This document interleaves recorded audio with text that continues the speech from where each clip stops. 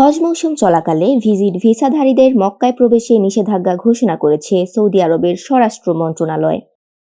23 মে বৃহস্পতিবার Saudi press agency এক প্রতিবেদনে এই বিষয়টি জানিয়েছে।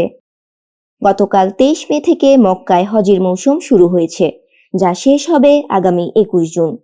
তাই এ সময়ে হজযাত্রীদের নিরাপত্তা নিশ্চিত করতে সকল প্রকার ভিজিট ভিসাধারী ব্যক্তির ওপর এই নিষেধাজ্ঞা দেয়া হয়েছে বলে বিবৃতিতে জানানো হয়েছে।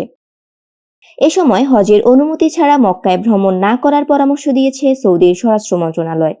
তা না মেনে মক্কায় ভ্রমণ করলে সৌদির নিয়মানুসারে জরিমানা দেওয়ার বিষয়েও সতর্ক করা হয়েছে। এছাড়াও ভিজিট ভিসাধারীদের হজ পালনের অনুমতি দেওয়া হয় না বলে বিবৃতিতে জানিয়েছে দেশটির স্বরাষ্ট্র মন্ত্রণালয়। ফাইজা প্রমি, মুক্ত কলম ডেস্ক।